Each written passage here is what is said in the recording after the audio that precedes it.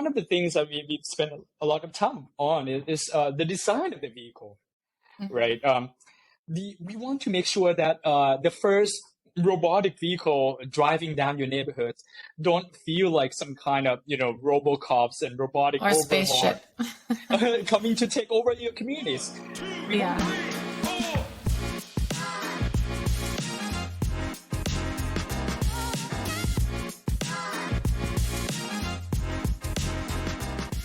This was fun.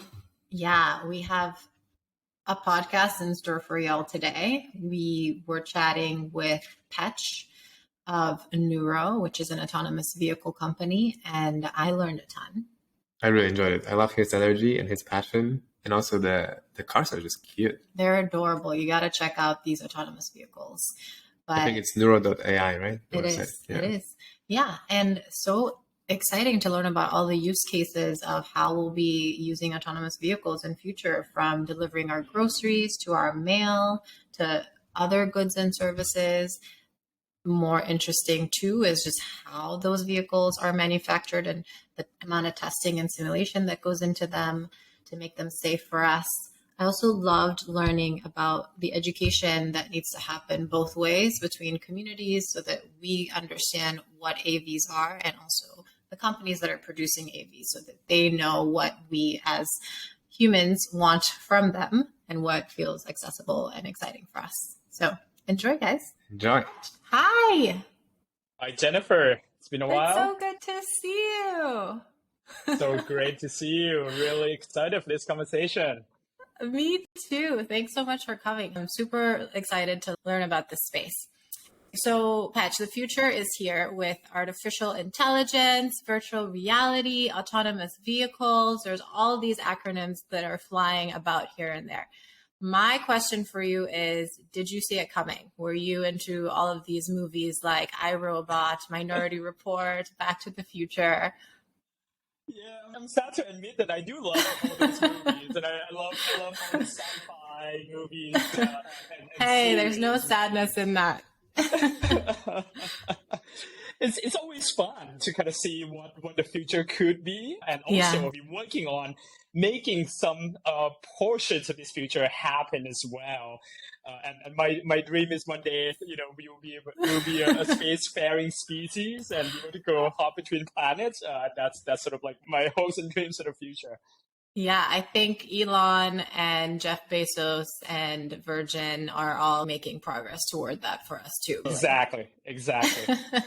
All right. So we're going to be chatting mostly about autonomous vehicles. And from now on, we can use the acronym AV. But before we dive into that, it would be really helpful to have a definition so that we're all on the same page.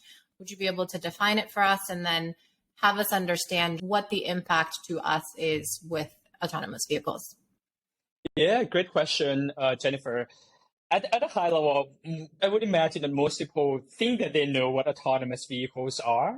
These are the cars that can drive themselves, so you no longer need a driver, you no longer need a steering wheel anymore, right? And that would open up the opportunities for people to use their time better, the time that they have to kind of sit inside the vehicles, commuting to work and paying attention to road traffic, or the time that they have to hop inside their car and drive to a local grocery store to do grocery shopping or to get takeouts, right? So at a high level, that's really what autonomous vehicles are.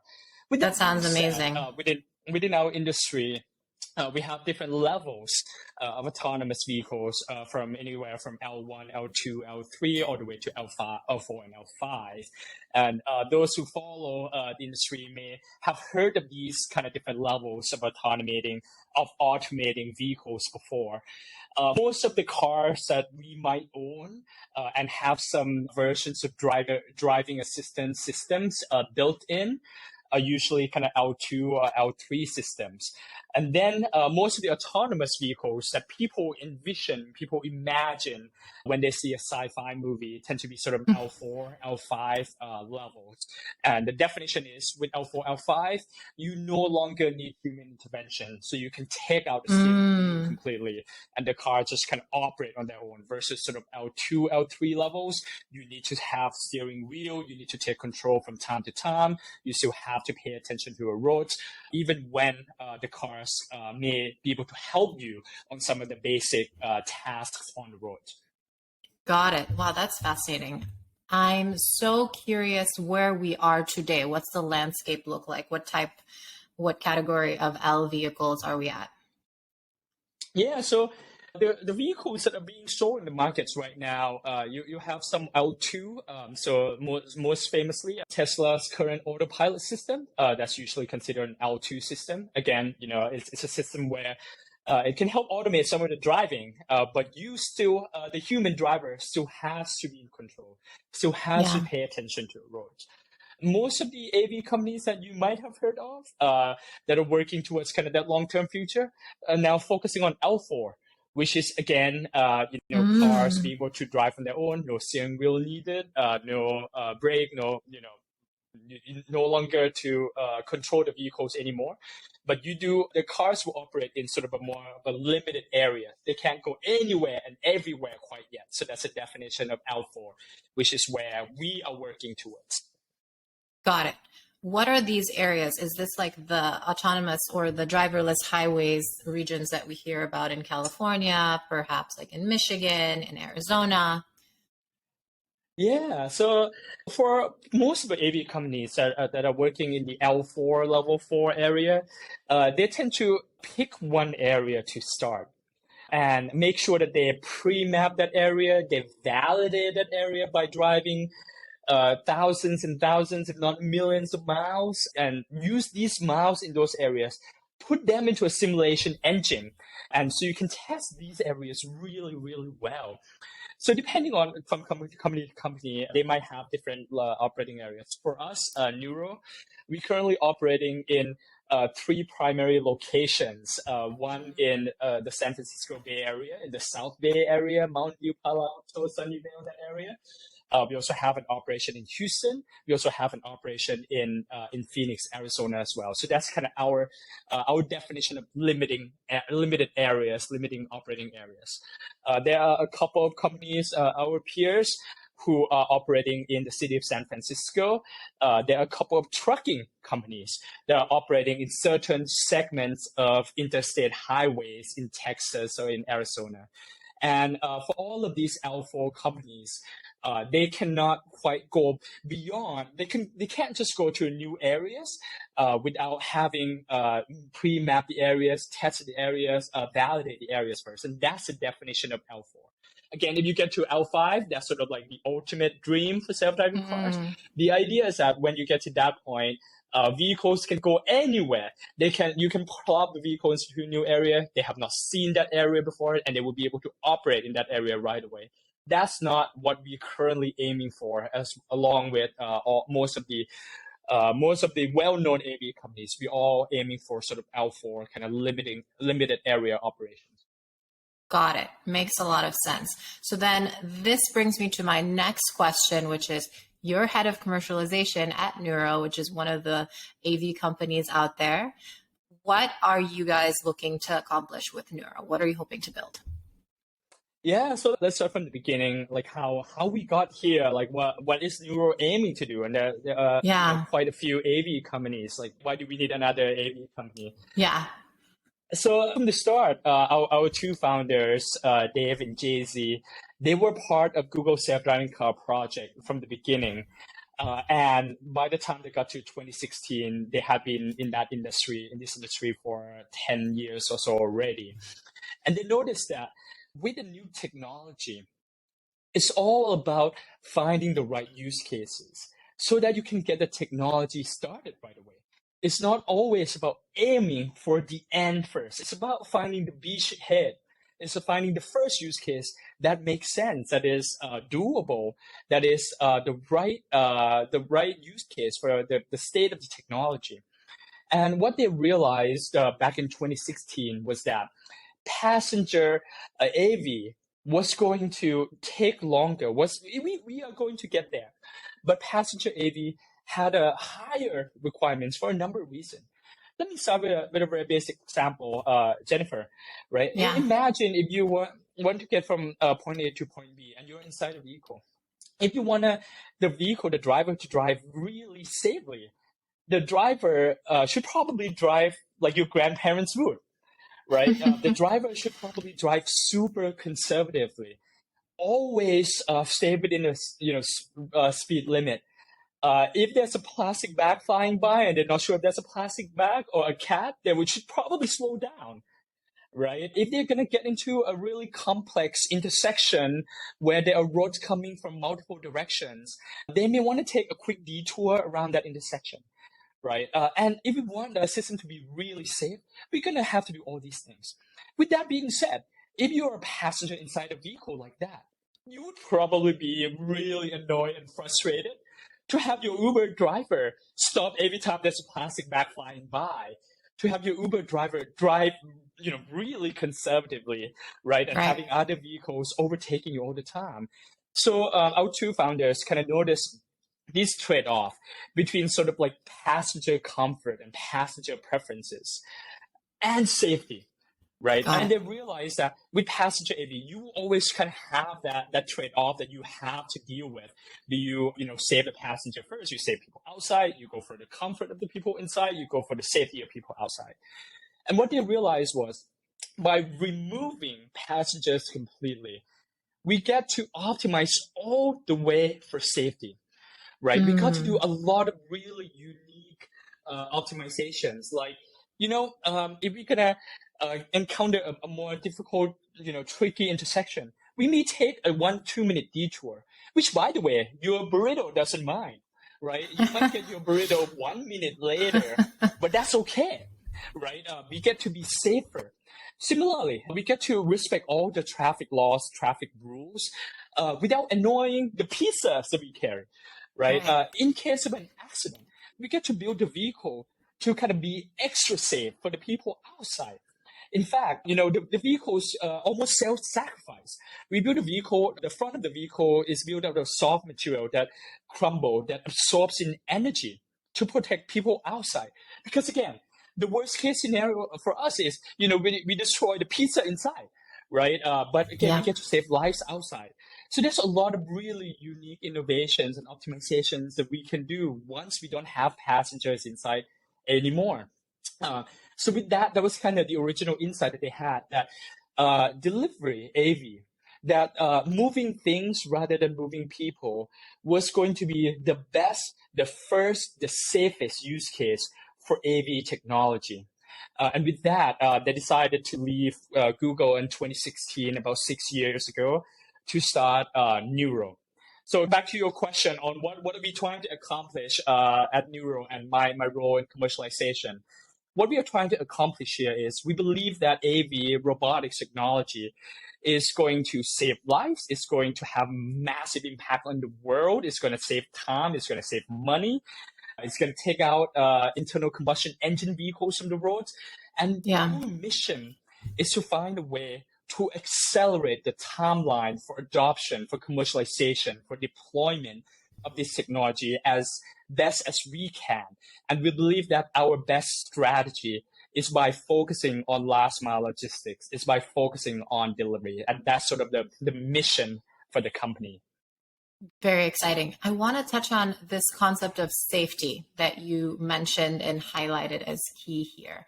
With AVs, you're able to focus on safety and really perfect that before you start to include human beings in these vehicles. Can you speak to safety and how the Nuro team and the AV industry in general is addressing that? Yeah. So first of all, we have to recognize that, driving is still a really complex and difficult task, right? Every year, tens of thousands of Americans lose their lives on roads.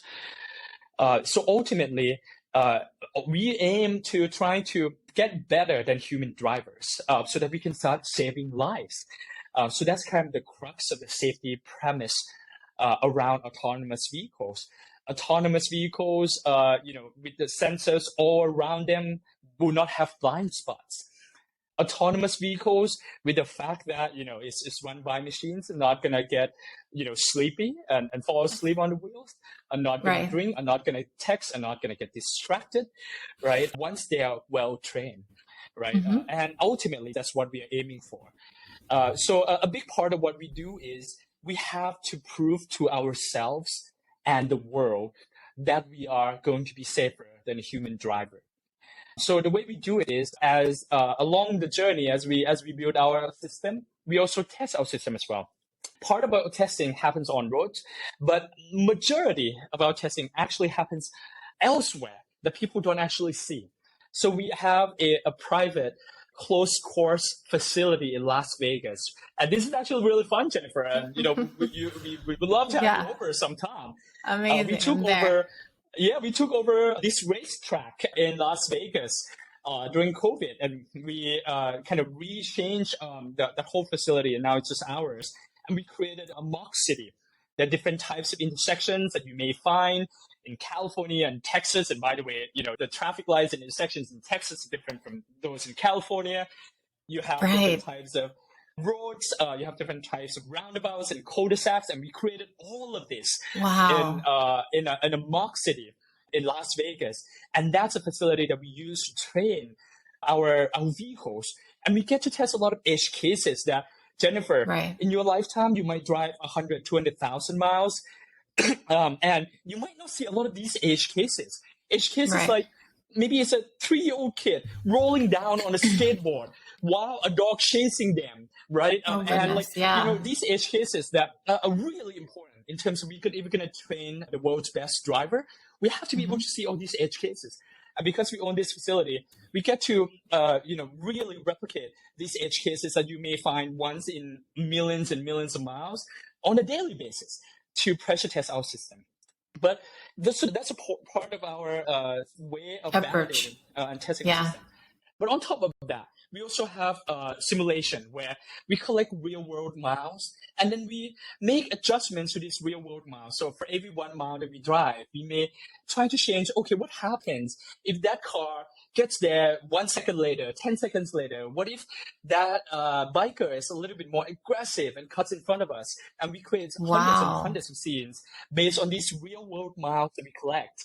And then we use them to try to trick our software system, try to see how they would handle these real world scenarios that we actually see in a simulation. So even before we put our autonomous vehicles on road, we already know that they are incredibly safe because we've simulated them over millions and millions of miles, right? But ultimately, then once we go through all this process, then we start putting our vehicles on roads, initially with safety drivers.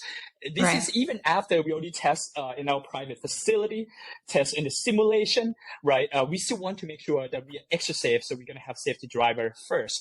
And then once we are ready, once we pass all the safety bars that we have set for ourselves, then that's when we start deploying our autonomous vehicles for real without safety drivers. So within our industry, operating vehicles without safety drivers, or generally what we call a driverless mode, continues to be the highest bar, continues to be the most difficult achievement and milestone to get to, because that's when you no longer have a training wheel, you no longer have a human there helping the robots out, right? And we are among one of the few companies that have reached that state, start operating our vehicles without a safety drivers present. Wow. So your mock city sounds so fun. And I just learned something new. I didn't realize all the simulation that goes even before you have them test out in the mock city. And then on top of that, you go into the wild, into an actual city with a safety driver. I know that you guys won the approval to be able to have your cars out in 3 states. And my understanding is that's tough to be able to accomplish. What are some of the barriers or bars that you need to pass to be able to operate in states today in the wild? Yeah, Jennifer. So from a regulatory standpoint, so there are generally kind of 2 layers, 2 levels of regulatory bodies we have to work with. Usually, a simple mental model is the federal level regulates what vehicles can go on roads in the United States. The state level regulates who can drive these vehicles. Okay. And hence, if you want a driver license, you have to go to the state DMV. When you move to a new state, you have to go to a new state DMV to get a new license in that state, right? So that's kind of that's a simplified mental model. In reality, it's a lot more complex than that. So what we have to do is we have to first work with the federal body. And in this case, it's NHTSA, National Highway Safety Transportation Agency, right? And that body regulates what kind of vehicles can go on roads. And then we have to work with the state bodies to make sure that our system can operate in the states.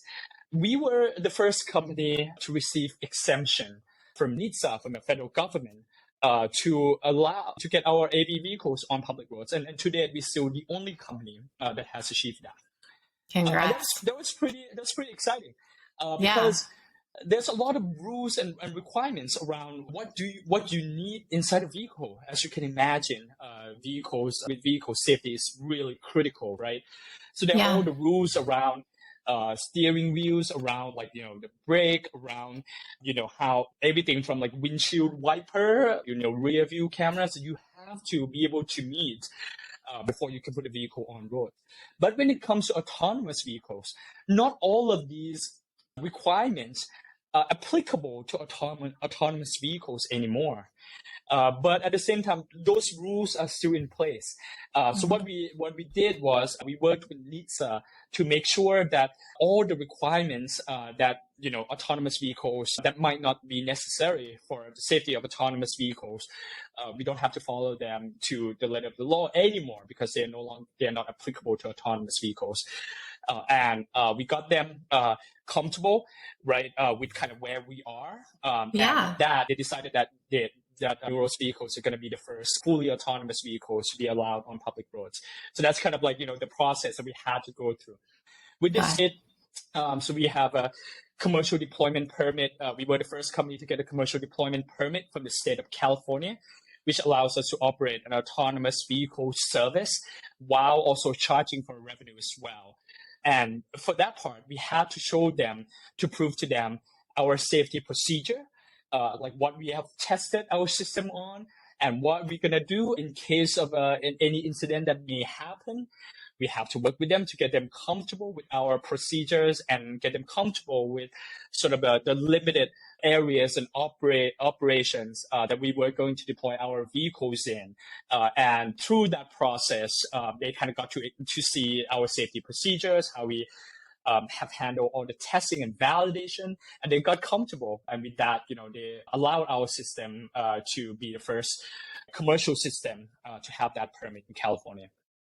Congrats. So sounds like they look at your safety standards, how much testing you've done, and feel comfortable with how your vehicle would operate in various circumstances, which you've simulated them through.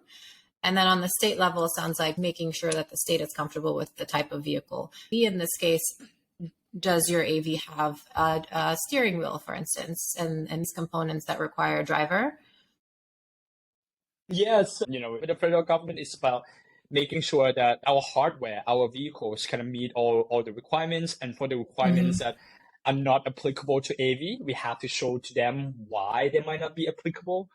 Right, and with that, we got them comfortable with the vehicles, and then at the state level, yes, it's kind of getting them, really kind of proving to them our whole system process and procedure, and showing them the end-to-end from how we validate our system, how many miles have we tested, sort of findings we have, how we are planning in case of emergency, and making sure that we have sort of an end-to-end, what we call safety management system, or SMS. And with that, kind of got them comfortable with us operating a delivery service in the state. Well, that makes me feel safe and comfortable. I wanted to talk as well about sustainability. So these vehicles are also sustainable. Tell me how. Yeah, Jennifer, take a step back. This is a number that is really mind-boggling to me. So when you think of getting inside a car, when you think about vehicles, when you think about driving somewhere, people tend to think about, okay, so I get on a car because I want to go somewhere. It's because, I want to go to work. I want to go see some friends. I want to go visit some family. I want to go on a road trip. But actually, more than 40% of the vehicle trips that Americans do on a daily basis are for shopping and errands. Yeah. Almost half of the vehicle trips, you get inside the vehicle to go get things, not to go somewhere, not to be somewhere. These are like the trip where you hop on this 4,000-pound internal combustion engine just to go to a local store to pick up one carton of milk, right? Right. If you think about it, these trips don't make a lot of sense. Like you just like driving these vehicles that are really bad for the environment, and go to a store, loop around for 5 minutes looking for a parking spot, go inside the store, right? Like these trips can be a lot more efficient if things just come to you. Oh, right? I love that. Like you don't like for these trips, 40% of the trips, you don't even have to hop inside the vehicle, right? It's not about making the journey more pleasant. Like these journeys should not happen to begin with. Like you should, right? Things should just come to you instead. So our vision is to kind of turn this all around for these 40% of the trips that you don't even need to go somewhere. Why don't we just have really lightweight, fully electric vehicles that go run errands for you, that go get things that you need from a local supermarket, go get dry cleaning that you sent a few days ago, and you don't have to go to a local shop. Go, like if you have to go drop off some stuff for your friend, right? Because you borrow like something for them last week. Why don't you just send this really lightweight, safe, friendly electric vehicle to go do that for you, right? So that's our vision, to take 40% of the trips out of the roads completely, right? And the point of that is, aside from us saving time, we get to create a more sustainable environment as well. From the beginning, 6 years ago, our vision was these vehicles got to be fully electric. And at that point, the battery technology wasn't amazing yet. It was really expensive. Battery density wasn't quite there. But we knew from day one that if we were going to do this right, the future belongs to fully electric vehicles, right? We have to make sure we take internal combustion engines out.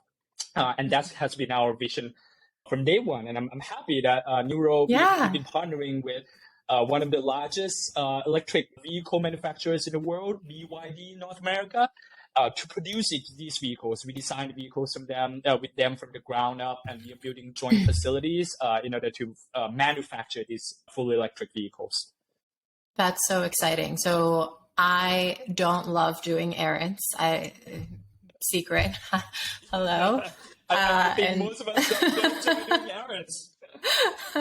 And so just the idea of being able to have, like, we do grocery shopping now sometimes when you can order groceries to your home, depending on where you live. And just the idea of that becoming widespread and accessible and affordable to most folks, and dry cleaning, et cetera, I think just hops on technology being able to make things more efficient for us and hopefully for the better. And I love that this can be sustainable. So I want to talk about the use cases here today that exist. But before we get there, I'm so curious, when will we be able to have an autonomous vehicle, an AV, for our own home? Is that on the horizon? Does that become like an L5 vehicle though? Is that a bit out in the future? Yeah, I think most people in the industry believe that that the first version of AV is most likely going to be in fleets, because they are going to have some restrictions on where they can go. Again, that's part of L4 definition, and hence it makes more sense for them to kind of operate locally, either a local delivery service or a local ride-hailing service. For an AV vehicle that you can buy, they would have to be able to go anywhere. And that would be kind of closer to an L5. So I would say that those are a little bit further out. I think depending on who you are in the industry. Who you ask, Tesla, who you ask. Tesla believes that they will be able to get to an L5 soon. I believe that, getting to L5 is still an incredibly challenging task, technically speaking. So I think in the immediate horizon, you're going to see kind of more of L4 locally operated AVs first. Right. And can you tell me about the incredibly challenging piece there, which I can begin to wrap my head around that, right? To me, it feels like just even mapping all the roads and then just thinking about all the potential scenarios that could come up. You mentioned earlier you could have a cat that's followed by a bag, and how does the vehicle operate there, and make a calculation of, do I stop? Do I hit the cat? Do I hit the bag? How do I protect the lives inside the vehicle? Just multiplied by 1,000,012 scenarios. So I can see how complex that is, but what's your view of the major challenge there? Yeah, Jennifer, exactly what you mentioned. When you go into a new operating area, there's always a new set of challenges, right? And sometimes if you have not been on that new road before, there might not all the information that you need to be able to operate well is readily observable right away. Mm-hmm. For example, it could happen that you drive this new road for the first time. It just so happens that maybe a stop sign was stolen the night before, right? Now, how can a vehicle that has not operated there before knows what to do in that intersection, right? Because the stop sign is gone, right? Or like you operate in the new area where there's new types of intersections that you're not completely familiar with, or like new traffic patterns, right? Right. Or God forbid you go to England and you have to drive on the other side of the road and you're completely confused. Exactly. So the idea that vehicles that you will be able to bring a new vehicle and go on a new road that it has not seen, it doesn't have prior information, and it will have all the information it needs to be able to operate there. We will get there. Mm-hmm. But that's really close to kind of like, generalized AI. Like it has to be really smart in terms of inferring behaviors in brand new situations, right, that it has not seen before. So in the meantime, we think that by limiting operating areas down, we get to make sure that the vehicles, even before they operate in that particular road segment, it has all the information it needs already, because we pre-map the area, because we pre-test the area. We know what the desired behavior should be in any road segments, right? And that just kind of makes it easier for AV, for the AI, the machine learning behind the AV, right? That it has kind of that prior information that it can train on. Yeah, makes sense. So it sounds like for now, the expansion strategy is market by market and learning these markets accurately. Is there a strategy in terms of what markets are being expanded to? Is there some sort of plan there? Yeah, right now our focus is in the Bay Area and in Houston. These are our two primary markets. How did you pick Houston and the Bay Area and Arizona? And why not Austin? And why not Austin? Which is where you are. Which is where I am. a lot of factors involved, Jennifer. The kind of three main buckets. The first one is technology. So the markets that we think our technology can handle best. There's the second bucket is around regulatory environment, and the third bucket is around demand, partnerships, customers. So go one by one. The first one, from a technology standpoint, right now with AV, we have to pick sort of markets in the Sun Belt area, nice sunny weather. Got it. Right. It's also challenging for humans who have to drive in no hazard, right? So we want to make it, kind of more as easy as possible for our system. But beyond the weather, which is something that people discuss a lot, there's also the physical infrastructure as well, the nature of the road system as well. And Houston has really good, high quality network of neighborhood roads, of lower speed roads. The neighborhood low speed roads tend to be pretty well connected, and the road quality tends to be good. And for a vehicle like ours, that is kind of a smaller vehicle that is not intended to go on highways, having this really high quality network of neighborhood local roads is really critical for us, right? So that's kind of our first bucket to give you sort of like high level examples. The second bucket around regulatory environment. The state of Texas, the city of Houston have been really friendly and collaborative with us as well in terms of how they think about adopting new technology. And we try to kind of learn about how to deploy an AV system with them. We share a lot of information with them. They also kind of work with us on making sure they evolve the regulatory environment to make sure that it's friendly for the future of AV. And then the last bucket around demand and customers. Houston is one of the most diverse cities in America. And we want to make sure that, we develop our product, not just for really a tech-forward early adopters of Silicon Valley, right? A lot of folks in Silicon Valley, new technology coming in and it's still crappy, but they're gonna take it on because they love all the new technology. We want to make sure that exactly they're like to the far end of that curve. But we want to see how like real customers who might not be reading TechCrunch even before they get out of bed, like would perceive a new technology like this. Can we design a technology that is so easy and friendly and helpful that people who might not be early adopters would love our service or not, right? And that has been a really important part of our vision to kind of make AV and robotics readily available at scale. And Houston is perfect for that. And we have a lot of really big partners, retailers in Houston that are really excited about this technology. That's great to hear. So it sounds like the cities too, to a large extent, have like how open they are to adopting technology, to working with companies influence a lot of this too. Exactly. Awesome. Okay, so let's talk about some of these partners and particularly what does this mean for us consumers, day-to-day folks. I'm thinking this means, I know you guys announced a partnership with Uber, congratulations, and you have other partnerships to whatever you can share with us comfortably. Just excited to learn more about what this means for us on a day-to-day basis. And what we can Jennifer, the idea is if you think about, from the moment you wake up to the moment you go to bed, there's a lot of things that you need all day, right? And we want to be part of your daily life. In the morning, you wake up, you might be able to order, breakfast and coffee on Uber Eats. In the afternoon, you might crave some snacks and you want to order some snacks and ice cream from 7-Eleven. In the evening, you might want to order pizza from Domino's, right? At night, you want to order your groceries from Kroger and Walmart, right? And we want to be with you all day, and we want to help you run errands, get whatever you need throughout the day.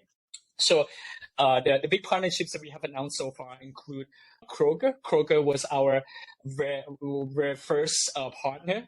We've been working with Kroger for probably about 4 years now, and we've delivered for them every day for the past 4 years out of one of their locations in Houston. And that was a big part of our product development process. We took over almost 100% of deliveries coming out of that Kroger store to really force us to build a system that would work with all types of customers. We not just hand select like individual customers who really love this technology and it's going to be the easiest use case. We actually do 100% of deliveries coming out of that location. And as you may know, Kroger is the largest grocery chain in the United States. So we're really proud of that partnership. There was also one of our early investors as well. Then beyond Kroger, as I can tease with my example of like what we can do for you all throughout the day. Another big partnership is Domino's. Domino's is sort of the original food delivery company. They pretty much invented a food delivery model and optimized their store footprint all around deliveries. They put a lot of money into researching how to make deliveries really efficient and how to keep the food quality really high, despite having to wait for 10-15 minutes before pizzas get to you. And with the Domino's pizza, they were so excited about us. They actually ran a TV commercial campaign last year. I don't know if you got to see it. It was fun. They wanted to show how Nuro could fit into the future of Domino's. I did. Yeah, it was great. It was a fun commercial. And I love the car. We'll get into this as well. What your vehicles look like and what that delivery experience is like was also fascinating to see. Yeah. So our plan is to continue to expand with Domino's. And beyond Kroger and Domino's, we also have Walmart and 7-Eleven, FedEx, and most recently Uber Eats that we just announced that you mentioned. With Uber Eats, I'm personally real excited about this. It's been a long time coming. I think we started discussing with them probably a few years ago, and the conversation became more serious over the past 6 months, and it shows a commitment on both sides to make sure that AV would work at scale. With Uber Eats in particular, there are a couple of things that are noteworthy. One is it's a 10-year partnership. Again, we are going to learn together. We're going to start small and we're going to expand over time. And the idea is we want to expand this to as many customers as possible over the next decade. But another noteworthy part is Uber Eats has an amazing reach when it comes to small and medium businesses, right? And we want to make sure that small, medium businesses don't get left behind when a new technology like this comes along. And there's always a cost to adopt a new technology like this that small and medium businesses might not have the resources or technical capabilities to do so. But Uber Eats has spent the past decade or so learning how to work with local mom and pop shops and small and medium businesses, how to make the technology and adoption as easy as possible and the product as accessible as possible to these local businesses. So we are really excited. And for the first part of the pilot, we're actually going to start with local businesses. We're not going to start with big brand names. And that's a big part of our partnership with Uber. I love the accessibility. The ones that got me really excited were FedEx and Uber Eats, because to me, these really touch a lot of people, and I can see how this can start to influence our lives, where you start to get your mail delivered by an AV in a really sustainable, efficient way. You start to get your food delivered like this. So really looking forward to seeing how that landscape evolves and what further markets you guys expand to. Me too. We've talked a ton about... I live in San Francisco, and I got my package stolen via other package. So I can't wait for us to have a robot bringing my e-commerce packages via FedEx onto a robot, and then I can just securely get it when I'm home. Do you need to go out and pick it up from the vehicle? Yes, you have to come so out you to schedule it to pick up. Yeah, that's great, especially in those markets where people steal packages, for sure. I've been in some of those places. It is frustrating for sure. Excellent. Okay, so what are some of the challenges that we are coping with in this space? Yeah, the biggest one is going to continue to be on safety, right? Technology like AV is all about safety. And we are operating in the real world. It's an unstructured environment, unpredictable environment. Even when you do everything right, not all other users of the roads are going to do everything right as well, right? And how do you make sure that you can navigate a lot of tricky situations and what we call in the industry called edge cases really well? So that's going to continue to be the biggest challenge facing the industry. And as AV becomes more commonplace, eventually you are going to see more accidents with AV too, right? If you drive hundreds of millions of miles, you naturally you will get into some incidents, some accidents. And how do you make sure that one, you kind of do the best that you can to try to prevent these accidents, but even when they happen, how to manage what happens afterwards well, and what that means for public perception of the technology, that's also going to be really critical too. Absolutely. And you hit the nail on the head, right? With the public perception, I can just see, I think different people have different impressions of autonomous vehicles or even personal autonomous vehicles. And we've gone through all the scenarios of in the event of an accident where driving in of itself with a human being is so unsafe. If you have an autonomous vehicle that's driving so much more, you will inevitably get into such a scenario, hopefully much, much lower incidence of that, but still, and how do we manage public perception? What are your thoughts here? Yeah, I think there's probably like a couple components for this one. The first one is we have to collaborate with local authorities, and AV is just so new. I don't know if you saw, maybe a couple months ago, there was a viral video of one of our peers, Cruise. One of their vehicles got pulled over by a cop. and then Yes. a cop came over, and then the vehicle ran away from the cop. Granted, I think the vehicle was doing the right things, because when it first got pulled over, it was double parking, and I think it was kind of looking for a safer parking Yeah. spot. Right, but as funny as that was, that just shows, how important the education process is going to be for both AV companies and local authorities, right?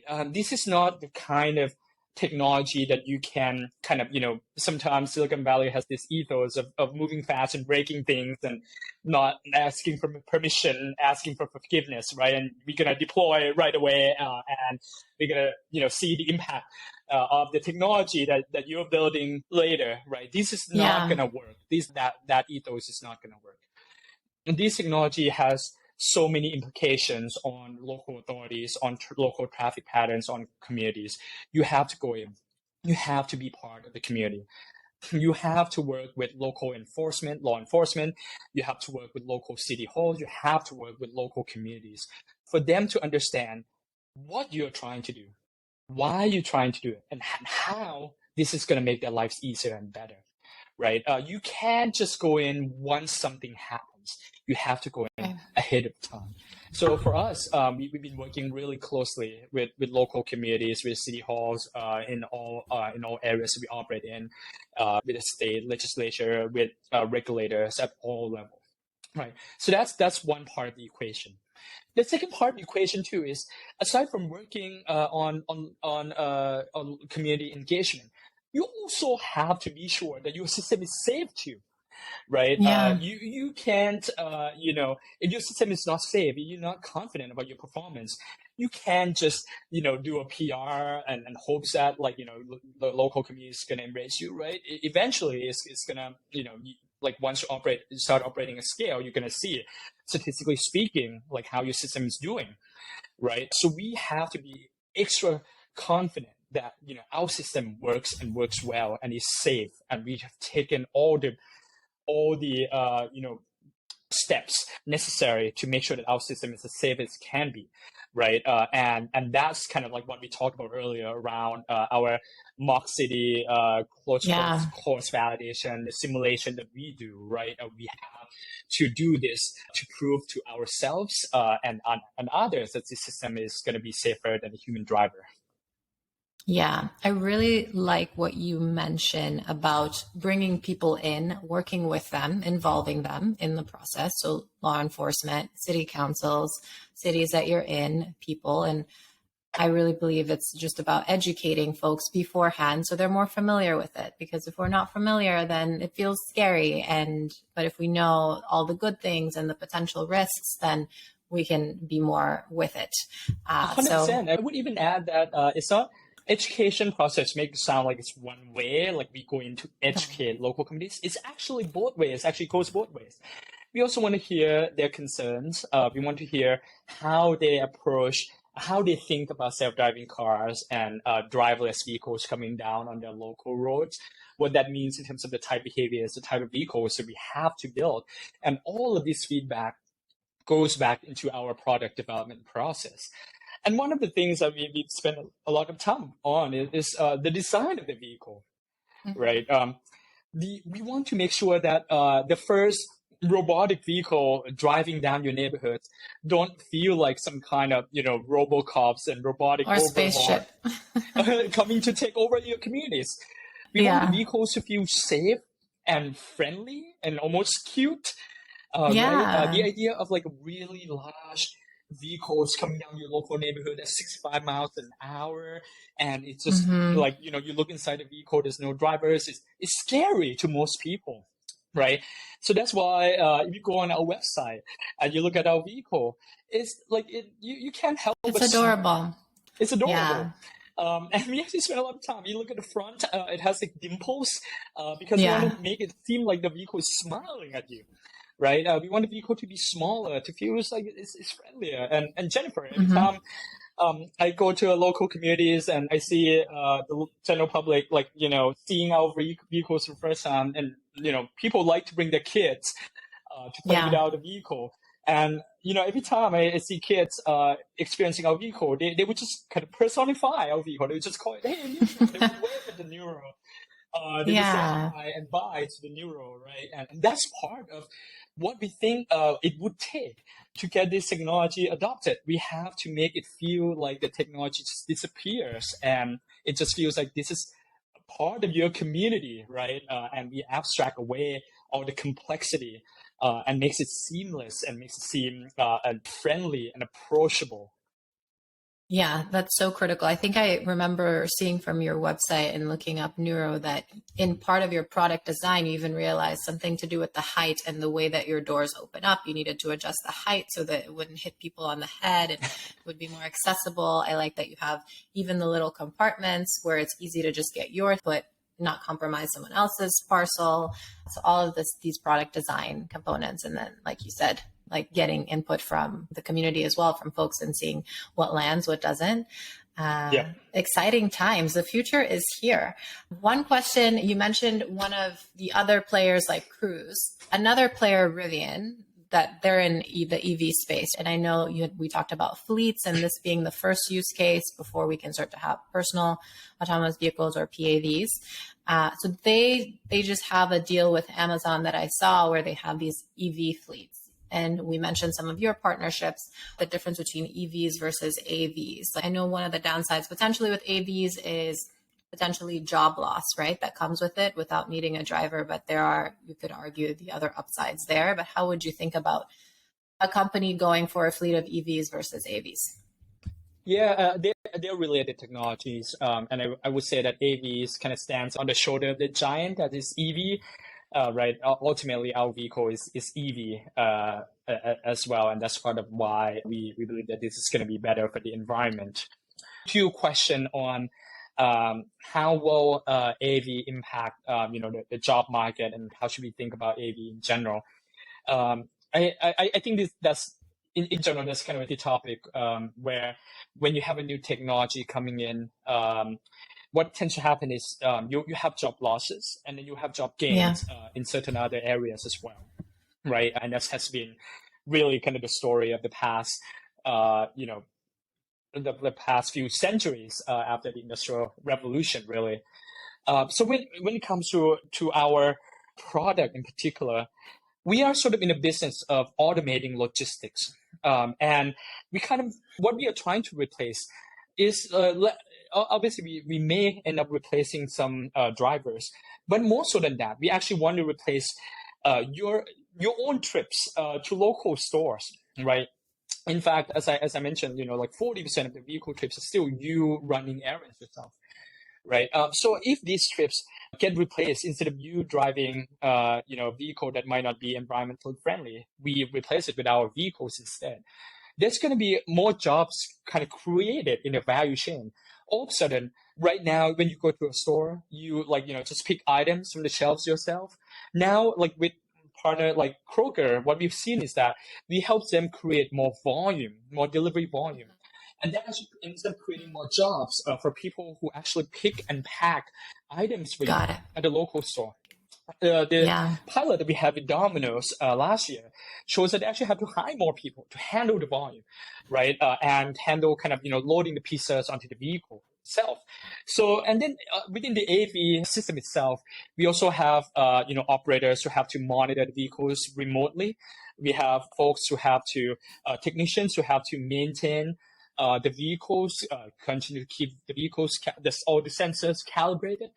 Right. In fact, we are working with the local community college in Menlo Park to create a new program to train AV technicians, because we believe that that's going to be a new area of kind of new job area that doesn't exist before. And we actually facing a labor shortage in many of these components throughout the value chain.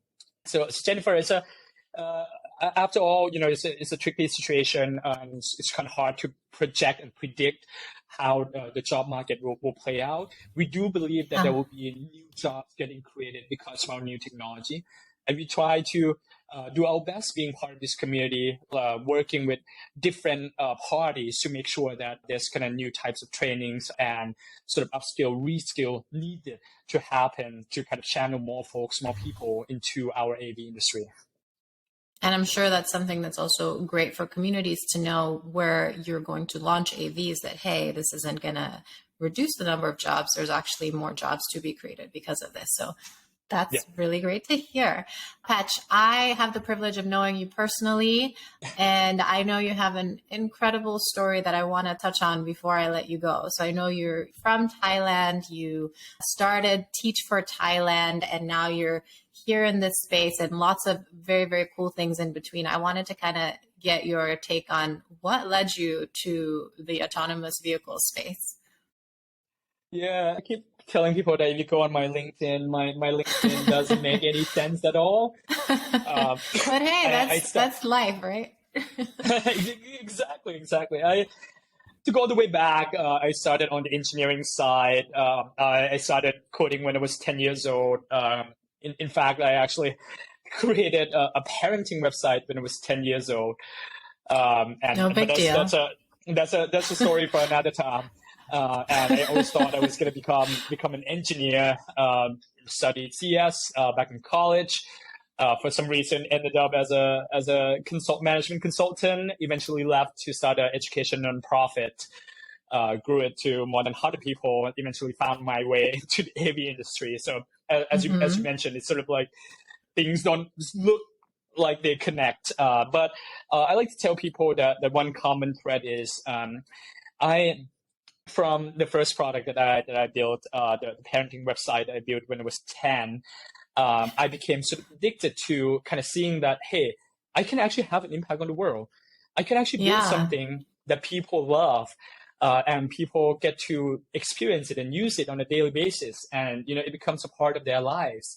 And kind of the drive to kind of build something that would be of value to a broader set of users has become sort of like maybe imprinted in me since I was a kid. And then sort of like the past, 20, 30 years of my life in kind of different types of jobs, it's kind of me looking for how I can apply this passion of me building something that matters and seeing kind of how people interact with what I built.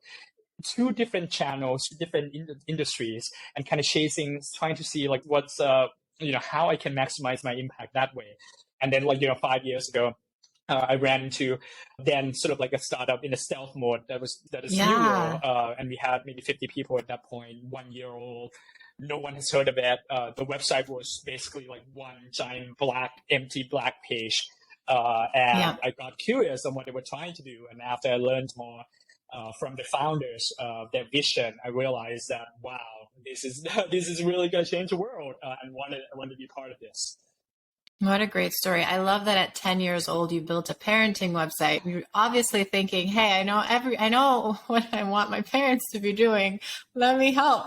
Opposite of that. I'm kidding. My parents wrote a lot of parenting books because my dad was and is a pediatrician, and my mom is OBGYN.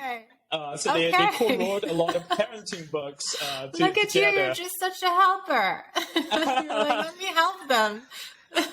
Share this knowledge.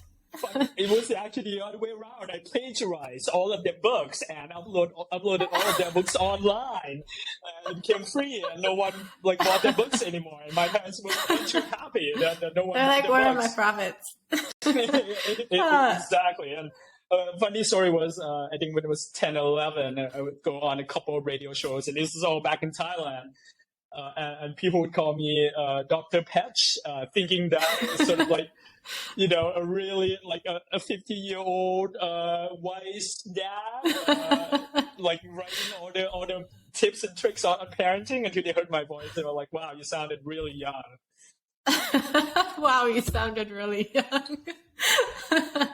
I love it. No, but it sounds like, again, just from a young age, you've just always been very ingenious and industrious, and I love to see how it's played out. Today, Nuro's grown so much in 6 years, right? You guys are 1,300 people-ish, Series D, really moving the industry forward. What are you really excited about these days? Yeah, we are like 1,400 people now. Wow, a lot of things that I'm really excited about. I think taking a step back, Jennifer. If you think about it, right? When you have like a new technology that is so upstream in the value chain that comes up to the market for the first time, people can't really imagine what's going to happen after that. Right. Imagine the first time like cars became a thing, right? Cars were created, or became a mass market product maybe 100 years ago. They created the concept of highways, and they created a concept of road trips, and you being able to work further away from your homes, and kind of changing like how people move, how people get around. Right. But it also created a concept of like, clog traffic and big box retailers and massive parking lots as well. And many of these implications, no one could have imagined when cars were first created. Similarly, like when smartphones became a mass market product about 15 years ago with the iPhone, right? People didn't imagine that it was going to create a new generation of apps and products like Uber, like DoorDash. Now you can get anything you want. You can go anywhere with a tip of your finger, right? You can keep in touch with all of your friends and video calls and FaceTime really easily on this platform. And people couldn't quite imagine that back in 2006, 2007. Similarly, I think we kind of on the cusp of that, where right now, like what we can see is the most immediate impact, the most immediate products and applications of the technology, which is, okay, we're going to get things to you faster. Okay, we're going to make the experience of your commute more nicer, right? But these are sort of like a first primary set of impacts that's going to happen because of the technology. But what's going to happen next, secondary, tertiary level of impact? Like no one could quite imagine that yet. Like, right? And now we're exploring a lot of really cool, interesting concepts. Hey, if you have these vehicles coming to your place, say, Jennifer, you order a pair of shoes. Now we have more space in our compartments. What if we bring plus minus sizes to you directly and kind of have the vehicle wait for you while you try out like different sizes?